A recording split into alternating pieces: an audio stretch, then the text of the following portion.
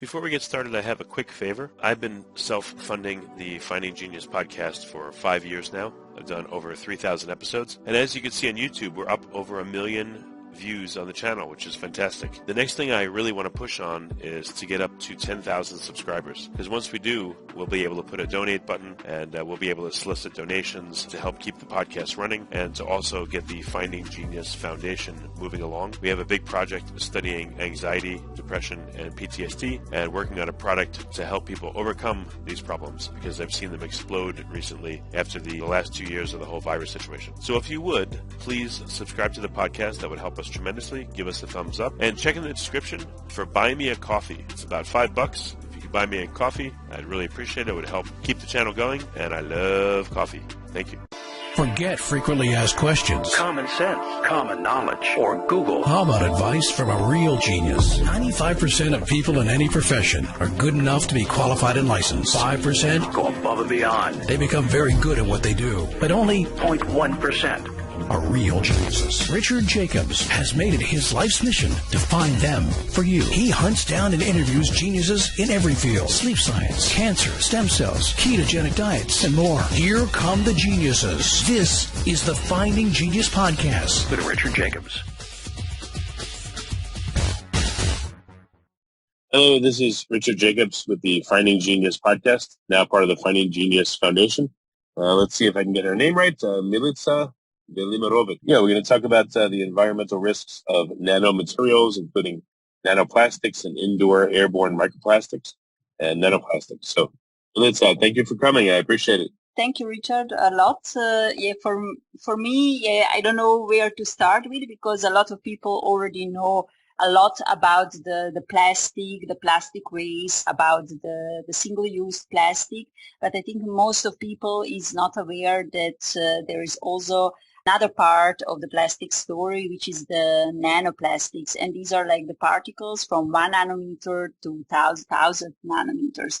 And mostly these particles are not intentionally produced, but these particles are released from different consumer products in our daily life. So if you just take a cup of tea and the tea bag is made from plastic, they're going to release thousands of nanoplastic particles in your tea. Question here. So what are the most, important factors that cause microplastics or nanoplastics to be released? Like if you have a cap of a soda and you twist it off, will you shear off microplastics, or is temperature a lot more important? If you put a hot drink in a plastic cup, will that peel off a lot of microplastics? Like what's been observed to cause them?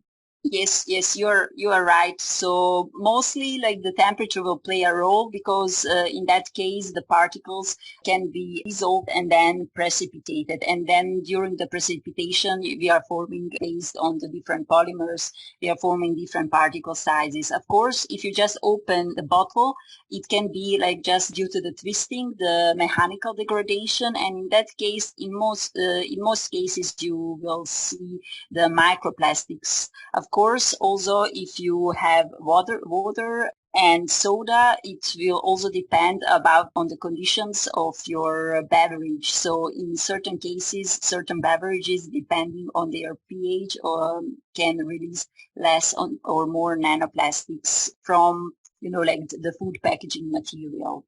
Yeah, has anyone attempted to quantify, let's say I have a soda, with a pH of like 5 that's sitting in a plastic bottle, a typical soda, how much will it cause the plastics to leach into the soda, or again, temperature or abrasion, mechanical abrasion or shear? Has anyone quantified how much this affects various materials? So basically, there are certain studies which now show that even the normal plastic bottle, or the normal mineral water, will release certain nanoplastic materials. Still, it was not confirmed under what conditions this happened, because they were like just bottles taken from the shop, and basically like analysis of the particles has been done. And based on these first studies, we can already say that even just the normal water coming from the plastic bottles will contain thousands of nanoplastics released. The theory, when you look around, probably it comes from, like, let's say, the shelf time that the bottles on the shelf, like if they were exposed at the sun. Also, it can happen, like just the mechanical abrasion if the bottles were not prepared well and produced well. But, like there are like different factors that can impact the release of the particles, but there is evidence that they are there, so we don't see them. And the measuring techniques are still not that profound, but in several studies we can already see that nanoplastics is present in our food and our beverages.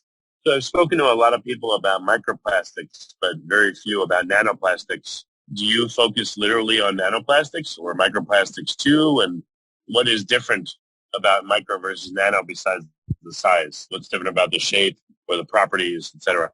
Yes, so in our team, we are mostly focusing on the nanoplastics. Why? Because we think there is a knowledge gap about the nanoplastic itself. Of course, when we are talking about the microplastics, it's always the same topic, the shape, different composition, different particles, different sizes. It's the same for the nanoplastic as well. But when we are talking about the ingestion of microplastics, if you ingest the microplastic, probably 95% you will excrete it. And when we are talking now about the nanoplastics, it means that once when nanoplastics enters to your organism, it can cross the blood barriers. And in that case, you cannot excrete it. And then you could have certain oxidative stress to your organism. And therefore, we think that it's also important to stress out that the research on the nanoplastics is very important. And this is why we are mostly trying to develop methods to track the nanoplastics in different matrices. Right now, we have like several projects running. Two of them are Curie postdoctoral fellowships, where we are looking on the release of the nanoplastics from the, let's say, the plastic bottles, whether they are recycled or single-use bottles, multiple-use bottles. This is one part of our research. Second part is looking into the method development for detecting the nanoplastics in tissues. Right now, we are working with fish tissues.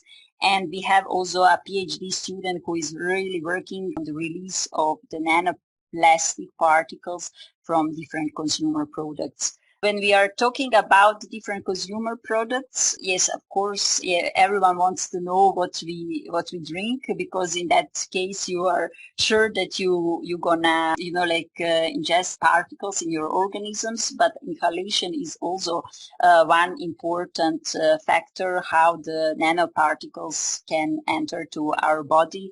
And before we continue, I've been personally funding the Finding Genius podcast for 4.5 years now, which has led to 2,700 plus interviews of clinicians, researchers, scientists, CEOs, and other amazing people who are working to advance science and improve our lives and our world. Even though this podcast gets 100,000 plus downloads a month, we need your help to reach hundreds of thousands more worldwide. Please visit findinggeniuspodcast.com and click on Support Us. We have 3 levels of membership from $10 to $49 a month, including perks such as the ability to see ahead in our interview calendar and ask questions of upcoming guests, transcripts of podcasts you're interested in, the ability to request specific topics or guests, and more. Visit findinggeniuspodcast.com and click Support Us today. Now, back to the show. Are people studying inhalation of micro or nanoplastics versus eating them? Does it move through the gut wall if you eat them? Or does it go into the intestines? I guess the different methods of administration. Are people studying what happens to the plastics and where they go? So normally, right now, most of the studies are the studies where we see studies where people are working on the environmental samples and less on the humans. Although there are certain tests which are mostly done with the cells. In our case, in vitro, we are working with the lung cells, and there you can expose the cells and see the oxidative stress of the cells when the particles are introduced and which concentrations. So basically there are already standardized tests that can be used for this purpose, and for now still there is a lack of these studies reported in the literature, but overall laboratories can do these kind of things. The only issue is right now that there are no standardized materials to perform this kind of tests, because we are still at the early stages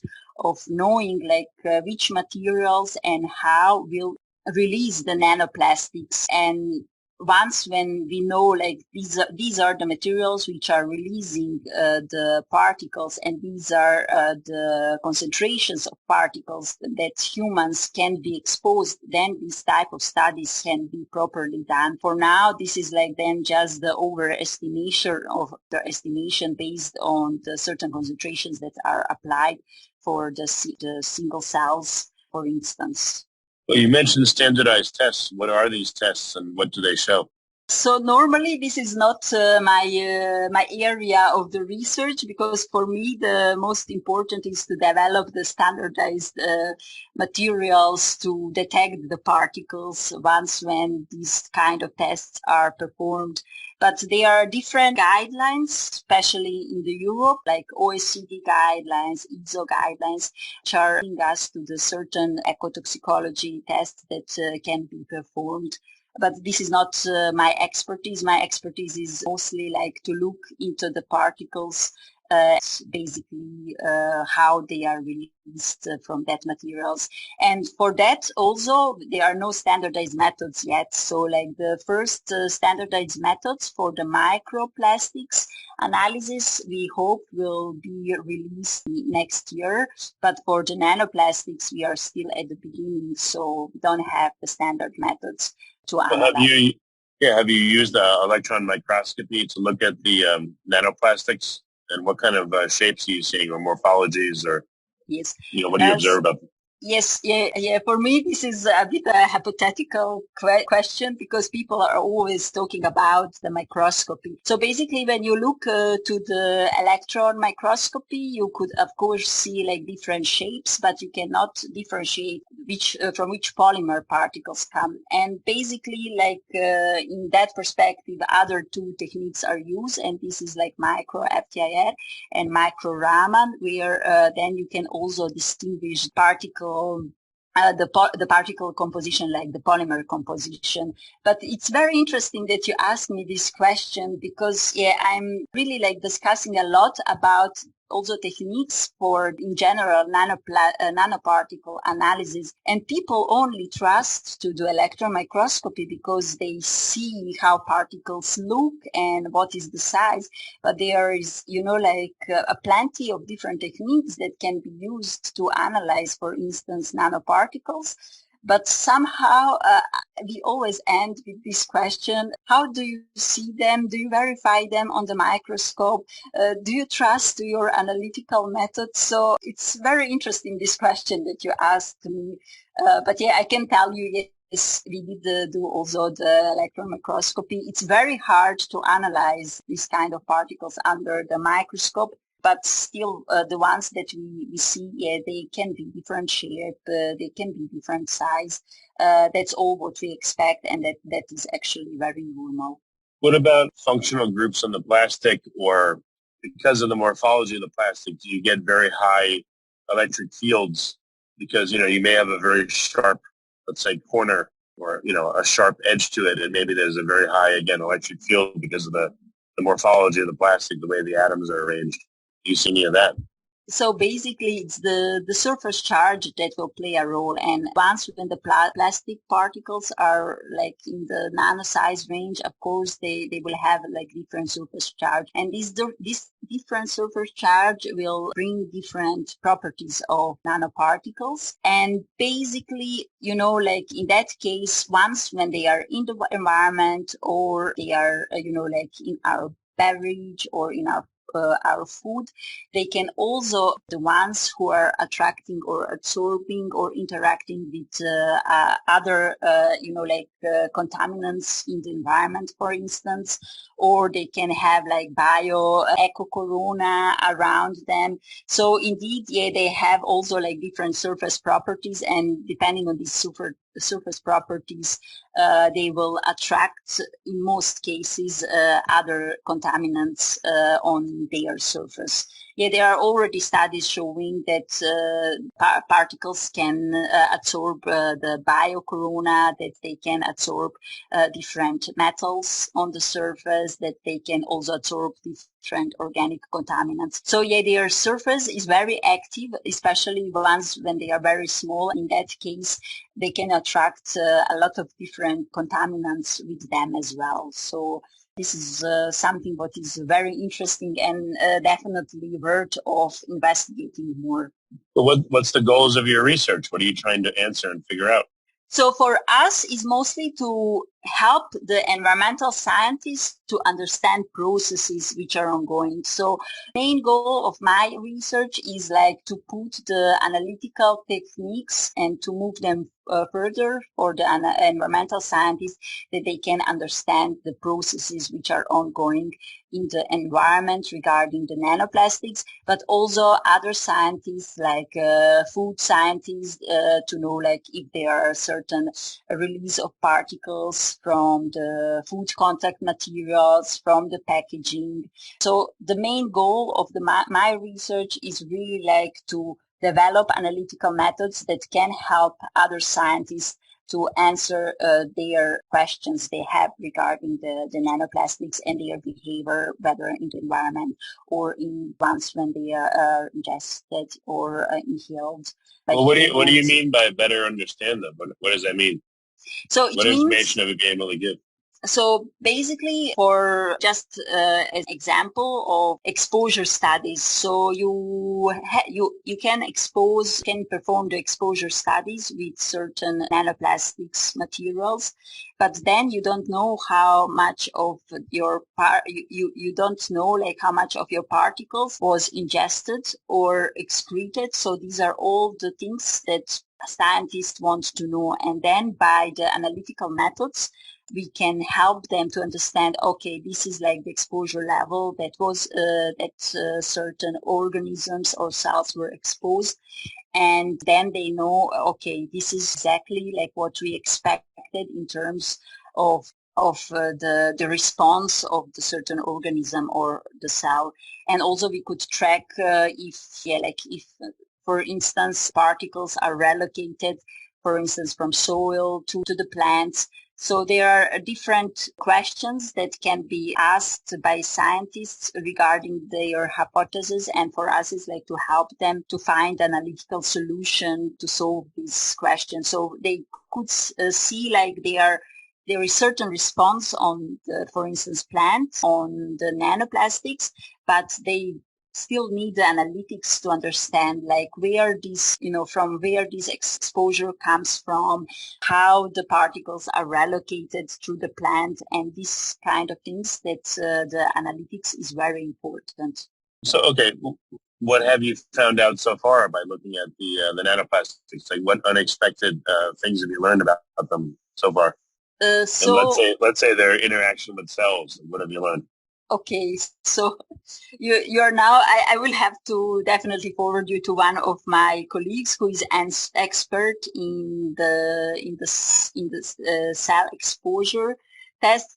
So basically, like there are several studies showing that it's not only the particle size that it will really impact the stress on the cell, but it's also like how the mechanics of the particle itself. So like, if you have like particles with very rough surface, they could, how I can tell you that, they could have higher stress cells than the ones which are, with the nice surface. And of course, depending on the surface charge and also on the different contaminants which are on the top of the on the particles will also play a role in the impact of the different plastic particles on the cells. But you have to know like that once when we are talking about the cells are around like just 1-2 micrometers. So then we really have to go to the nanometer size range in order to know like what's going on and if the cells are taking up the particles or not. So if you have like particles which are in the micro size range, then this kind of the research and tests, it doesn't have sense. And therefore, I'm telling you why we look more into the nanoplastics, because I think that for the humans, it will have like way more impact than the microplastics itself. Okay. Well, very good. What's the best way for people to find out more about your research? Where can they go? They can go at our website, so msforplastics.rito.b. This is this is my webpage about my project. What they can also look for is our published articles, which are also available from that site. I have also my personal blog, milica.b, which can be also seen. We have also CE for plastics.rito.b. So these are all the websites that people can look for it. Of course, they can look for us at the ResearchGate as well. I would also like to mention one of actions that I am involved with. It's like cost action priority. We are many scientists right now in Europe working extensively on the topic of micro and nanoplastics, and not only about the analysis, but also in developing different analytical methods, but also they are working on the remediation and the prevention. So it's a very nice platform to look at it as well. Well, very good. But Milica, thank you so much for coming on the podcast. And I know it's late for you, and I appreciate you showing up. Thank you. No, you are welcome. Thanks. Contact. If you like this podcast, please click the link in the description to subscribe and review us on iTunes. You've been listening to the Finding Genius podcast with Richard Jacobs. If you like what you hear, be sure to review and subscribe to the Finding Genius podcast on iTunes or wherever you listen to podcasts. And want to be smarter than everybody else? Become a premium member at findinggeniuspodcast.com. This podcast is for information only. No advice of any kind is being given. Any action you take or don't take as a result of listening is your sole responsibility. Consult professionals when advice is needed.